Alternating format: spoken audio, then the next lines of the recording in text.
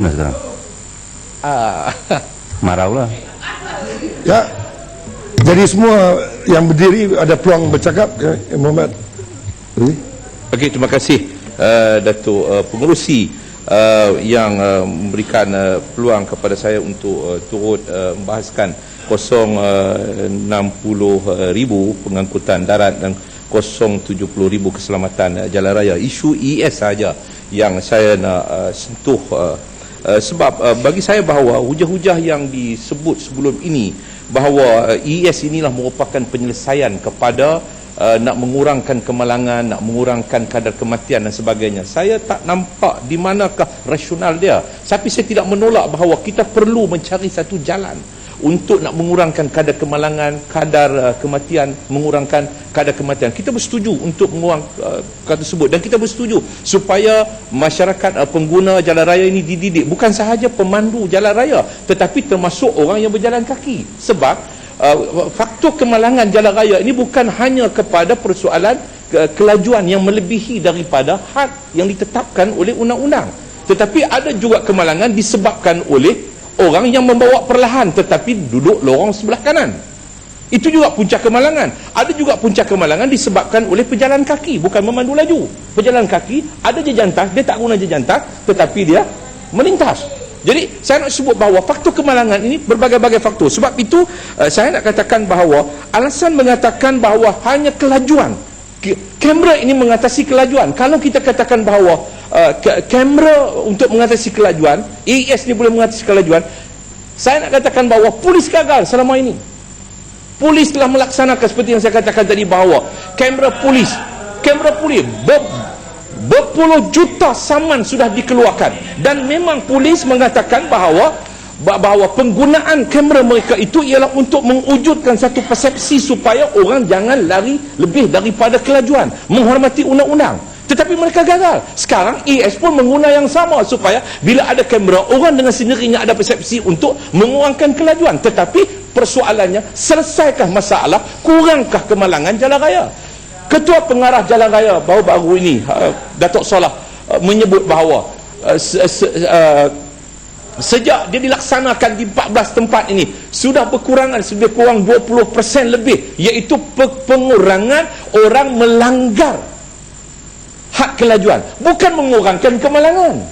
Sedangkan kerajaan mengatakan kamera dipasang untuk mengurangkan kadar kemalangan. Ketua Pengarah JPJ mengatakan bahawa yang berkurangan ialah orang melanggar, pelanggaran terhadap undang-undang. Maknanya bila sampai di situ dia slow, lepas kamera dia lepas.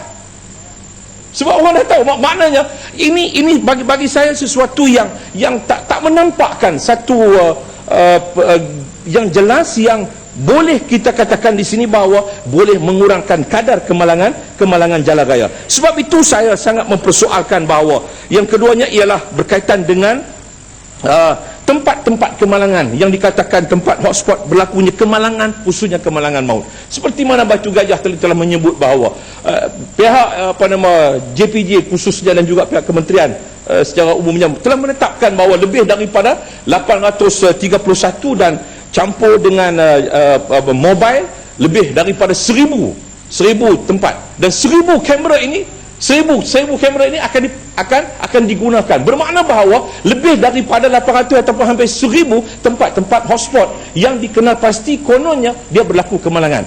Semua tempat ini dikatakan diambil daripada catatan yang dibuat oleh pihak polis yang kemudian dirumuskan oleh MIROS. Dan kemudian polis pula mengeluarkan bahawa mereka juga akan meletakkan papan tanda di kawasan-kawasan yang merupakan black spot berlaku kemalangan. 800 tempat, 800 papan tanda. Maknanya bahawa yang mana satu tempat kemalangan yang sebenar, yang mana satu tempat kemalangan yang sebenar. Sedangkan kita ambil daripada polis kata tempat dia juga berbeza.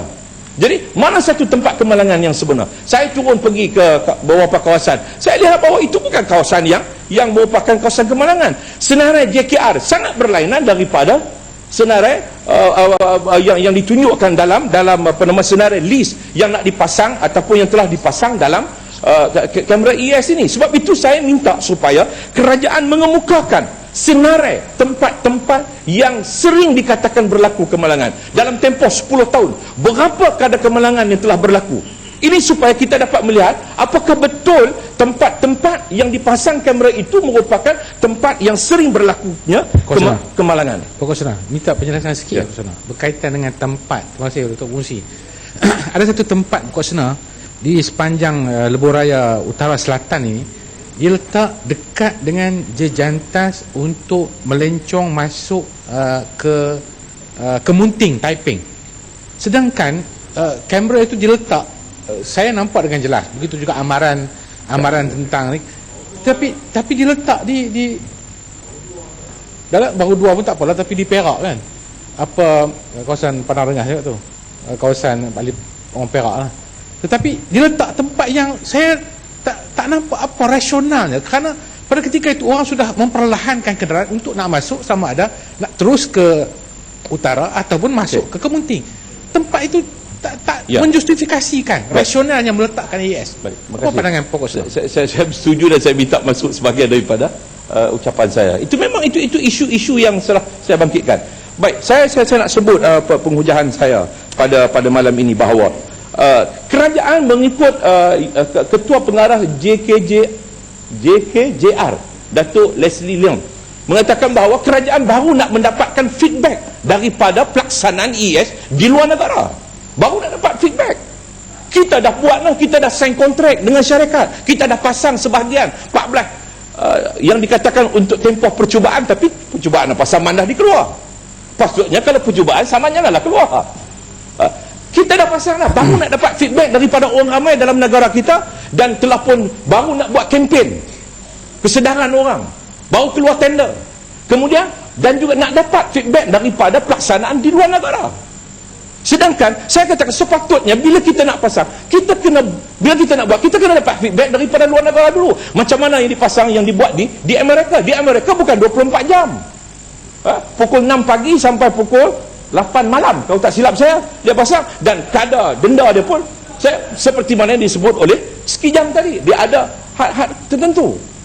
Jadi saya nak sebut di sini bahawa kalau kerajaan kalau kerajaan mengatakan bahawa kalau kerajaan mendapat feedback lebih awal daripada negara luar, saya percaya bahawa sudah tentu tidak jadi begini.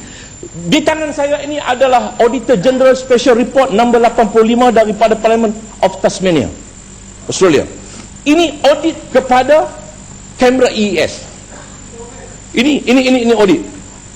Hasil daripada audit yang dibuat di Australia, akhirnya mereka dapati bahawa kamera-kamera itu menunjukkan keadaan yang bercampur-campur, dan akhirnya kerajaan mengambil ketetapan untuk switch off untuk 38 kamera yang menunjukkan bahawa tidak membantu kepada mengurangkan kadar kemalangan jalan raya. Ini saya katakan bahawa kalau ada di negeri yang dikatakan berjaya, saya nak katakan bahawa menunjukkan bahawa bukan kerana kamera yang menyebabkan orang tidak berlaku kemalangan jalan raya, tapi kerana ada faktor lain. Faktornya saya bersetuju, mendidik masyarakat, mendidik pengguna jalan raya. Saya ada lagi 2 minit. Habiskan Ahmad. Ya, saya nak habis ni, nak gulung. Saya nak bagi Menteri jawab. Jadi sebab itu saya katakan bahawa sepatutnya kita lebih awal, dan saya telah pun pernah menyebut di Dewan ini bahawa kalau kita melihat antara yang berlaku di bandar-bandar di England umpamanya, di London, di Swindon dan sebagainya, kita melihat bahawa Swindon apabila dia tutup kamera, kadar kemalangan dia lebih rendah daripada London yang masih terus memakai kamera EES. Dan London didapati oleh satu kajian menunjukkan bahawa dia adalah bandar yang paling tidak selamat dari segi keselamatan jalan raya. Jadi saya nak katakan bahawa ada negara, ada bandar besar yang menggunakan kamera tetapi tidak membantu kepada kurangnya kadar keselamatan jalan raya. Akhir sekali untuk fungsi saya nak jawab bahawa ada orang mengatakan bahawa ini untuk menyelesaikan masalah rasuah kerana kita guna kamera tak guna manusia. Mana tak guna manusia? Kita guna manusia. Kamera mobile dia menggunakan manusia, bukan kamera yang fix. Kamera yang fix, kamera yang di lampu isyarat, ya, itu tidak menggunakan manusia, dia ada di situ. Tetapi yang mobile tetap menggunakan manusia. Yang buat di pusat pengumpulan data EES yang dikenalikan oleh masyarakat, dia menggunakan manusia. Sampai ke GPJ menggunakan manusia. Siapa kata yang menggunakan manusia? Kalau katakan bahawa ini boleh mengurangkan kadar rasuah, saya tak nampak di mana kita boleh mengurangkan kadar rasuah. Jadi sebab itu saya minta bahawa penjelasan supaya kerajaan dapat memberikan satu persoalan kepada saya ialah bagaimana kalau kadar saman ini tak sampai kepada satu tahap yang seperti mana yang ada dalam perjanjian. Apakah kita kena menanggung pembayaran seperti mana dalam konsesi tol? Bila kita tak naik tol, kita kena bayar kepada mereka. Sebab dalam yang disebut tadi, apabila disebut oleh Jelutong tadi, Dr. Khairul itu ada menyebut bahawa kabinet bersetuju supaya pelaksanaan ini jangan sampai syarikat tu bankrupt. Ya, terima kasih Yang Berhormat. Jangan sampai syarikat tu bankrupt. Itu persetujuan yang disebut oleh Dr. Khairul itu, bahawa kabinet bersetuju pelaksanaannya jangan sampai syarikat itu bankrupt. Terima kasih Yang Berhormat. Jadi saya minta penjelasan yang sebaiknya sepatutnya. Dah ada seminit lagi nak bagi berhenti seminit. Jadi saya ucapkan terima kasih kepada Datuk Pengerusi. Besok saya ada buka kaunter di Pejabat PAS, iaitu untuk menerima saman daripada OKS orang kena saman. Jadi kepada pegawai-pegawai kerajaan, kepada ahli-ahli parlimen yang nak mendapat khidmat guaman percuma, sila datang ke Pejabat PAS pukul 12. Kepada pemandu-pemandu yang berhormat ni, yang berhormat tak mampu bayar, kita lawan di mahkamah. InsyaAllah kita bersedia menunggu lebih kurang 100 orang peguam untuk membantu mereka pergi ke mahkamah. Terima kasih.